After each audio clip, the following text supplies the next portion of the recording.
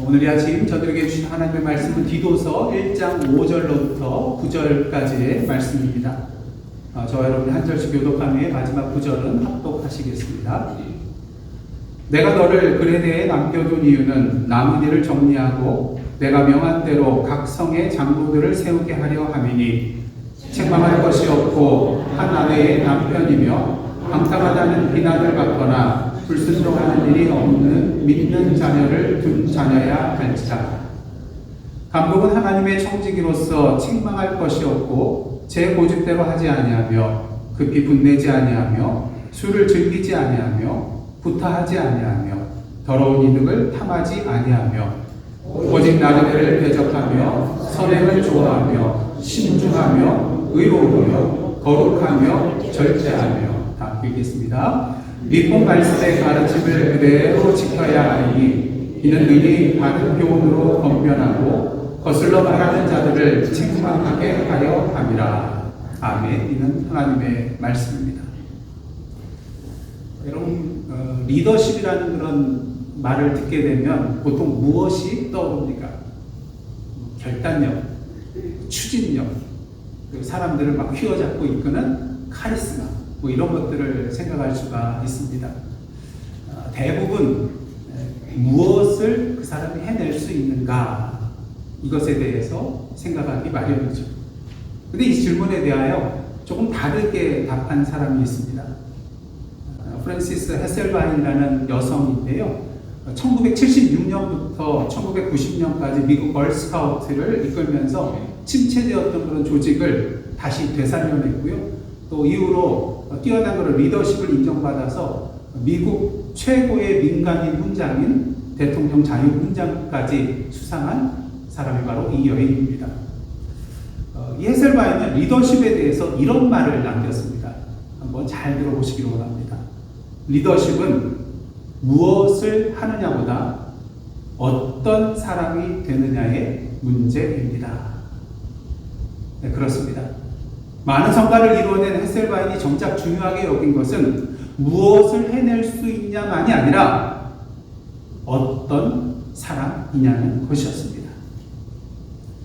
오늘부터 3주 동안 저희는 디도서의 말씀을 함께 나누려고 합니다. 그리고 이번 시리즈의 제목은 말씀드렸던 것처럼 삶으로 드러나는 복음입니다. 한번 따라하시기를 원합니다. 삶으로 드러나는 복음. 삶으로 드러나는 복음. 복음은 우리가 믿고 고백하는 진리이죠. 그러나 그 복음이 우리의 머리와 입술에만 머물러 있어서는 안 되는 것입니다. 복음이 우리 안에 들어오면 우리의 생각이 달라지고요, 우리의 성품이 달라지고 사람을 대하는 우리의 태도도 달라지게 되어 있습니다. 즉 우리의 삶 자체가 달라지게 된다는 것이죠. 그래서 사도 바울은 디도서에서 우리가 믿고 있는 바가 우리의 삶으로 드러나야 함을 강조하고 있는 것을 보게 됩니다. 그래서 오늘 첫 번째 말씀의 제목은 뭐죠? 능력보다 삶으로. 오늘 본문은 교회 안에 어떤 사람을 세워야 하는가, 이 문제에서부터 시작을 합니다. 그래서 바울은 디도에게 이러한 말을 합니다. 5절 보시기를 원합니다. 내가 너를 그레네에 남겨둔 이유는 남은 일을 정리하고 내가 명한 대로 각 성의 장로들을 세우게 하려 함이니. 바울은 디도를 그레네 섬에 머물게 하였습니다. 왜 그곳에 남겨두었을까? 첫 번째는 남은 일을 정리하기 위해서입니다. 그런데 교회들은 아직 바로잡아야 할 것들이 남아있었던 것 같아요. 근데 그 일을 위해서 바울이 가장 중요하게 생각한 것은 어떤 새로운 프로그램을 막 마련해서 진행하는 것이 아니었습니다. 누구를 세우는 것이었을까요? 사람을 세우는 것이었어요.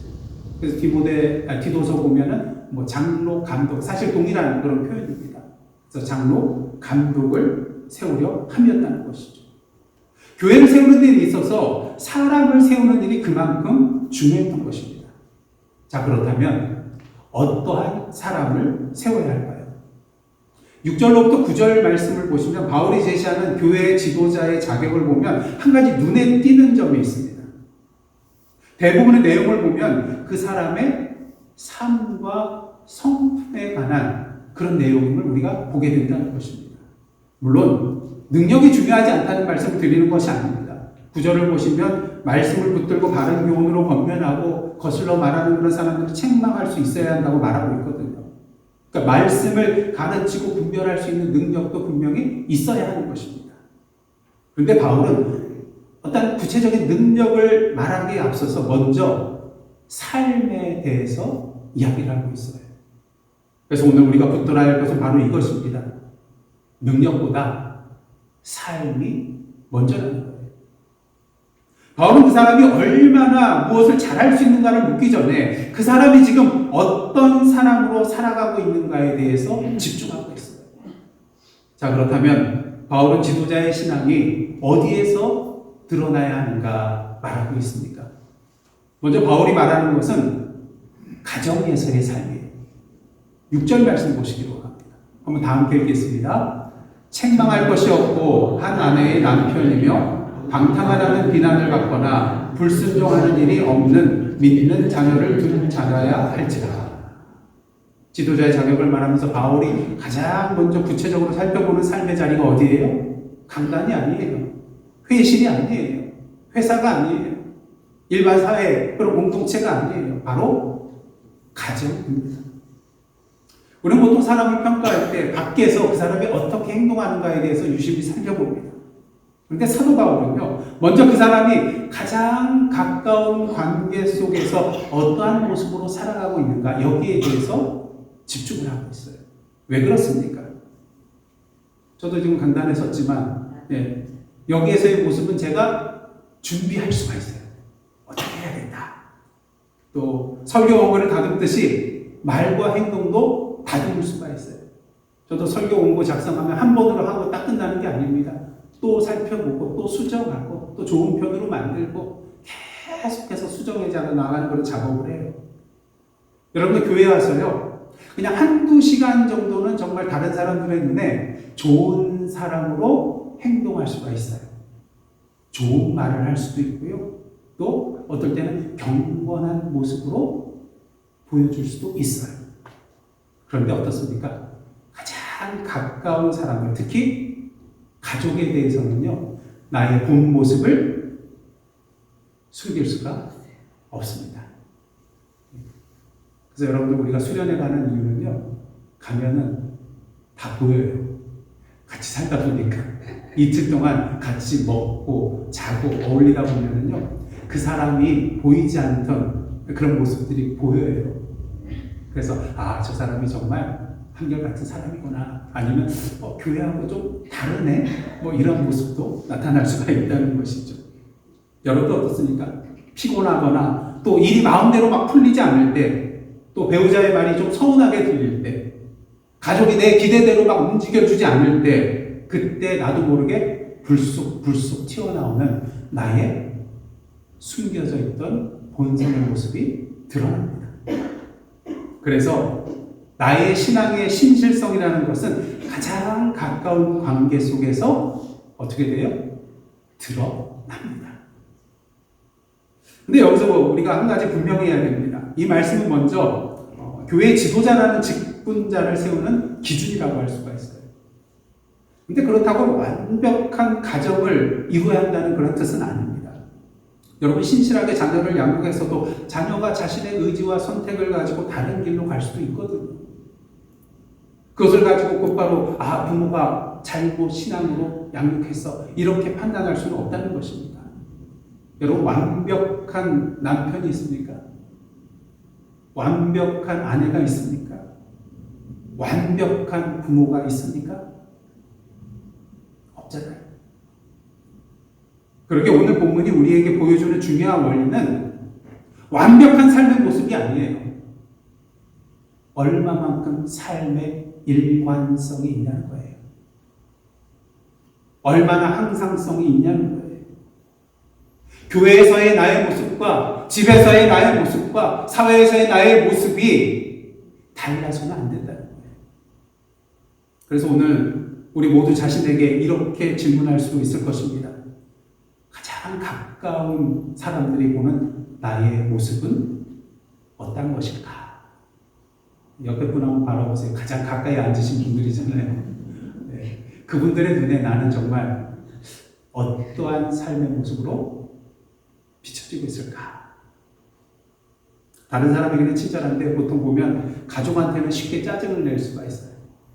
다른 사람의 이야기를 잘 들어주면서 정작 가까운 사람들의 이야기는 귀찮아합니다. 그런데 복음이라는 것은요, 멀리 있는 사람에게 보여주기 이전에 가장 가까운 사람에게서부터 드러나야 하는 것입니다. 사람들은 교회에서 보이는 우리의 모습을 봅니다. 하지만 주님께서는 가정에서의 우리의 모습까지도 보고 계십니다. 이어서 바울은 말합니다. 7절 상반절입니다. 감독은 하나님의 뭐예요? 청지기로서 책망할 것이고, 여기서 중요한 단어가 나오는데 청지기라는 단어입니다. 청지기는 주인이 아닙니다. 주인이 자신에게 맡겨진 것에 대해서 관리하는 사람, 주인처럼 맡아서 관리하는 사람이 청지기인 것이죠. 바울은 교회의 지도자를 향하여 청지기라고 말합니다. 예, 교회는 내 것이 아니에요. 성도도 내 사람이 아니에요. 직분도 내 권리가 아닙니다. 모두 다 하나님께서 나에게 맡기신 것이라는 거예요. 근데 어떤 교회를 보면은 내 밑으로 줄을 쫙 세우고자 하는 그런 사람들이 있어요. 그리고 내가 직분자라 가지고 하면서 그냥 권위가 있는 것처럼, 권위는 내가 세우는 게 아니라 다른 사람들이 인정할 때 권위는 만들어지는 거거든요. 근데 직분이라는 이름 자체로 권위를 내세우면서 아랫사람으로 취급하고 함부로 대하고 이런 모습들이 교회 안에서도 일어난다는 것입니다. 하지만 청지기는 무엇입니까? 내가 주인이 아니에요. 하나님이 주인이시고 단지 내 직분이나 자리는 하나님께서 나에게 맡겨주신 것이라는 것입니다. 그러게 지도자에게 가장 중요한 것은요, 내가 얼마나 힘이 있고 얼마나 능력이 있는가가 아니라 하나님께서 나에게 맡겨주신 것을 내가 얼마나 신실하게 감당하고 있느냐인 것입니다. 그리고 바울은 책망할 것이 없어야 한다고 말하고 있어요. 앞서 말씀드린 것처럼 아무런 실수도 하지 않고 완벽한 사람이어야 한다는 그런 뜻이 아니고요, 그 삶에 있어서 지도자로서 그래도 최소한 책망받을 만한 흠은 없어야 한다는 것입니다. 왜 그렇습니까? 하나님께서 나에게 청지기직을 주셨잖아요. 직분을 주셨잖아요. 그런데 그 하나님의 것을 맡은 청지기로서 그 삶에 대한 신뢰가 다른 사람으로부터 무너지게 되면 어떻게 됩니까? 하나님께서 맡겨주신 그 사역 자체의 신뢰가 무너질 뿐만 아니라요, 그를 통해서 전해지는 복음까지도 가려지는 우를 범할 수가 있게 된다는 것입니다. 바울은 이어서 7절 하반절에서 지도자에게 있어서는 안 될 모습들을 말하고요, 8절에서는 지도자가 갖추어야 할 그러한 모습들을 말하고 있습니다. 한번 천천히 함께 읽어보도록 하겠습니다. 시작. 제 고집대로 하지 아니하며 급히 분내지 아니하며 술을 즐기지 아니하며 구타하지 아니하며 더러운 이득을 탐하지 아니하며 오직 나그네를 대접하며 선행을 조각하며 신중하며 의로우며 거룩하며 절제하며. 이 말씀들을 보면 분명합니다. 버려야 할 성품들이 있고 우리가 갖추어야 할 성품이 있다는 거예요. 근데 이 목록들을 자세히 보면 한 가지가 눈에 들어옵니다. 사도 바울은 그 사람이 얼마나 똑똑한가를 묻지 않습니다. 얼마나 말을 잘하는가를 묻지 않습니다. 얼마나 많은 일들을 해낼 수 있는 능력이 있는가 이것도 묻지 않아요. 대부분의 질문은 결국 뭐냐면요, 그 사람이 어떤 사람이냐는 거예요. 여기 오늘 말씀에 중요한 포인트가 있습니다. 여러분, 능력이라는 것은 무엇을 할 수 있는가를 보여주는 것이지만 성품은 어떤 사람인가를 보여주는 거예요. 완전히 다른 것이죠. 그런데 바울이 말하는 이 성품들을 가만히 살펴보면 특별히 눈에 들어오는 것이 있습니다. 바로 자기 자신을 다스릴 줄 알아야 한다는 거예요. 고집을 내려놓고 분노를 다스리며 욕심을 절제한다는 거예요. 사실 어떻습니까? 다른 사람들을 이끄는 것, 이것도 어려운 일이지만 이거보다 더 어려운 일이 뭔지 아세요? 자기 자신을 다스리는 거예요. 자기 자신을 다스리는 것이 세상에서 가장 어려운 일인 것입니다. 여러분 어떻습니까? 다른 사람에게는 참으라고 잘 말하잖아요. 근데 정작 내 분노를 막 다스리질 못해요. 또 다른 사람을 향해서는 한번 양보하시죠. 그런데 내 고집을 내려놓지 못할 때가 많습니다. 다른 사람은 잘 지도하면서 정작 자기 자신은 지도하지 못할 수도 있어요. 다른 사람 앞에서는 정말 능력의 사람인데 어떻습니까? 자기 자신을 다스리려는 무능력한 사람일 수가 있다는 거예요. 여러분 회의 중에 누가 내 의견을 정면으로 반박한다고 한번 생각을 해보십시오. 그 순간 어떻게 반응하십니까? 뭐 때로는 막 거기에 방어적으로 말이 세질 수도 있고요. 겉으로는 뭐 괜찮은 척 하지만 마음속으로는 막 화가 불길이 오르듯이 차오를 수도 있습니다. 그리고 그 자리에서 참았다가 어떻습니까? 나중에 다른 사람에게 그 사람에 대해서 흉을 볼 수도 있는 거예요. 근데 사실 이것이 다른 사람만의 이야기가 아닙니다. 여기서 있는 이 하목사 자신의 이야기일 수도 있다는 것이죠. 우리의 성품은 이런 작은 순간에 드러나게 됩니다. 여러분은 어떤가요? 여러분의 삶 가운데 가장 다스리기 어려운 것은 무엇입니까? 분노입니까? 자신의 말입니까? 고집입니까? 아니면 내 안에 있는 욕심입니까? 하나님은 우리의 능력도 사용하시고 우리의 재능도 사용하십니다. 그런데 그 능력만으로, 재능만으로는 충분하지가 않습니다. 아무리 뛰어난 능력과 재능과 리더십을 가지고 있어도 자기 고집을 내려놓지 못한다면 그 능력은 자신을 높이는 교만의 도구가 되고 그 리더십은 섬김이 아니라 오히려 다른 사람을 깔보고 짓누르고 이용해 먹는 지배가 될 수 있기 때문인 거예요. 그래서 하나님께서는 우리가 가진 능력뿐만 아니라 그 능력을 어떤 성품의 그릇에 담고 있느냐를 보시는 거예요. 저 여러분에게 다 능력이 있어요. 어떤 재능들이 있어요. 중요한 것은 그 모든 것들을 어떠한 성품의 그릇에 담고 있냐는 것입니다. 물론 이것은 먼저 교회의 지도자들에게 주어진 자격이에요. 하지만 여기에 나오는 성품 가운데 그리스도인에게 필요하지 않은 것이 하나라도 있습니까? 다 필요한 거예요. 화를 쉽게 내지 않는 것, 선을 좋아하는 것, 신중한 것, 의롭게 사는 것, 거룩하게 사는 것, 절제하며 살아가는 것. 이런 모습들은 결국 우리가 예수님을 닮아가며 자라가야 할 그런 모습인 것이에요. 여러분 신앙생활을 오래 했다는 것이 단지 성경적으로 많은 지식을 알고 있다는 뜻이 아닙니다.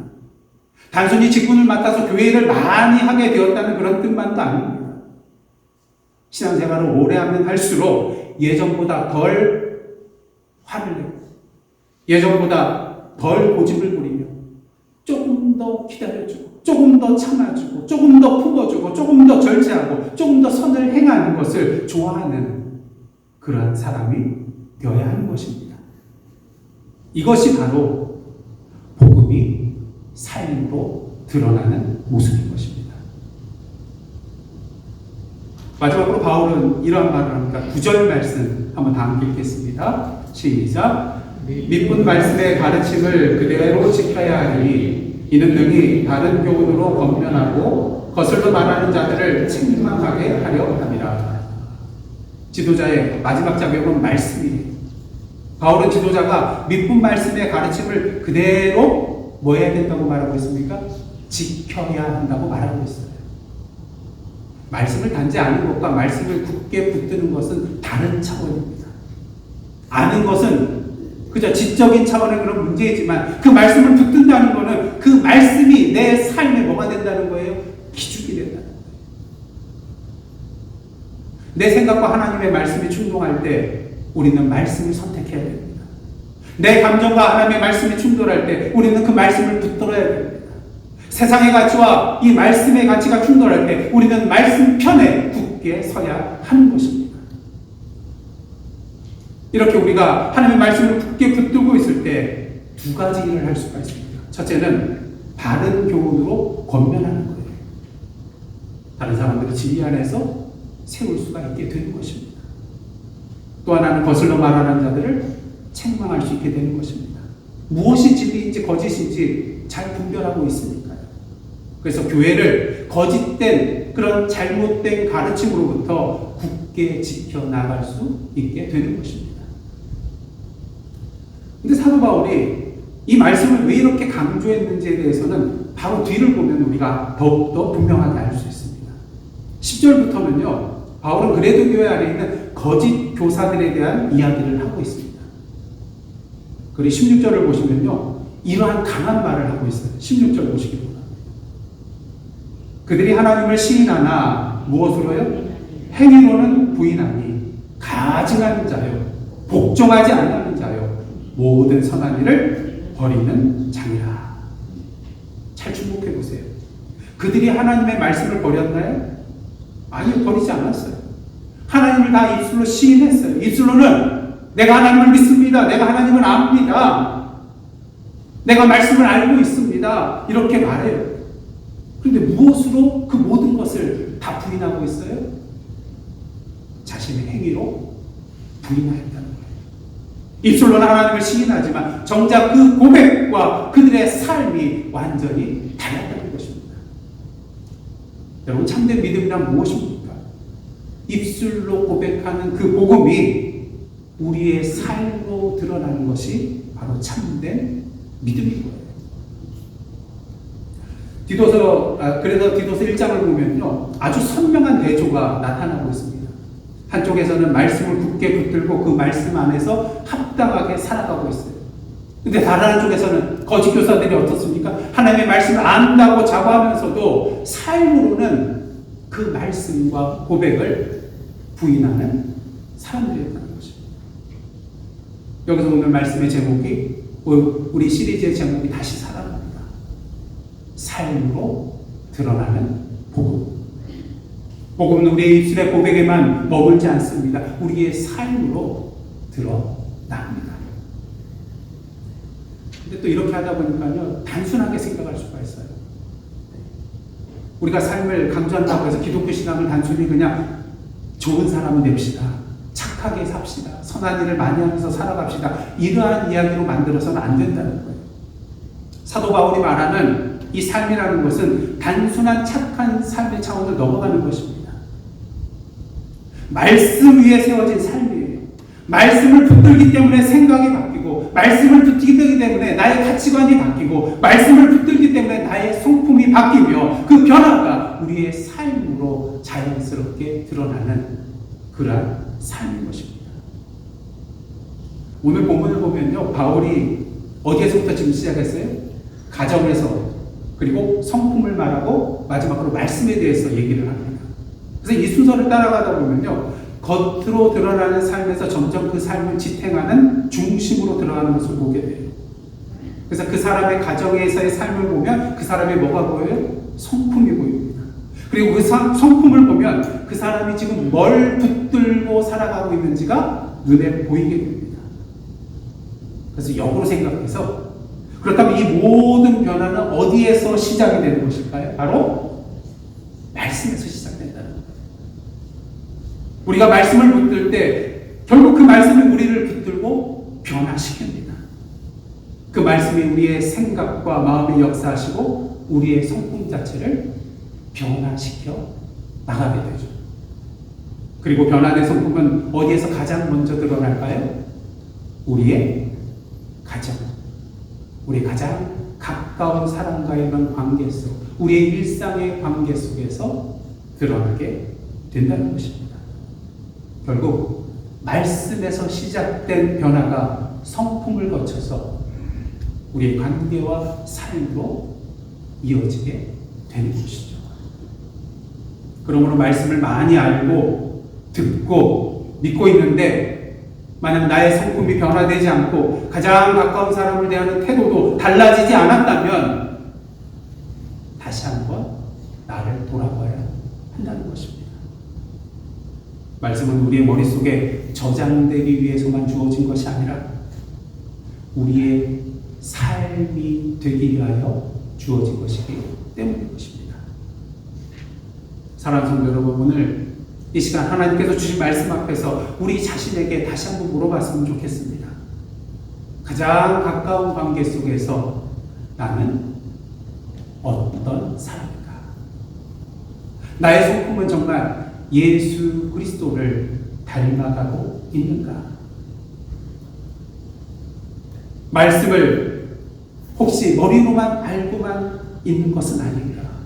그 말씀을 정녕 굳게 붙들고 나의 삶의 기준으로 삼고 살아가고 있는가? 오늘 바울은 지도자의 신앙이 어디에서 드러나는지를 분명히 보여줍니다.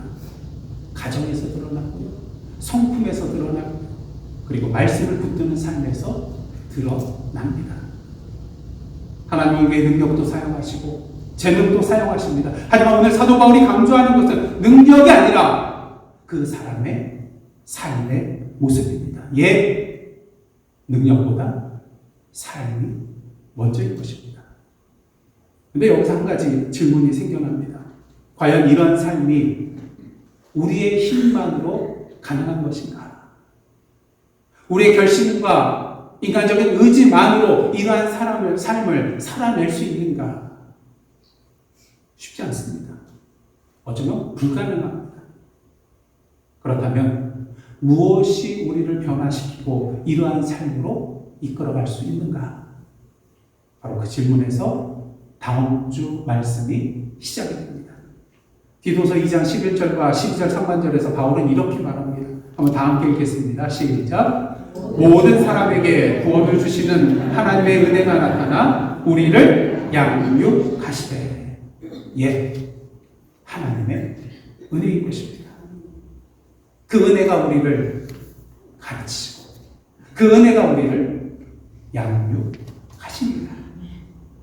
그러게 다음 주에는 저희가 은혜로 바르게라는 제목으로 함께 말씀을 나누는 것입니다. 사랑하는 성도 여러분, 말씀을 굳게 붙드십시오.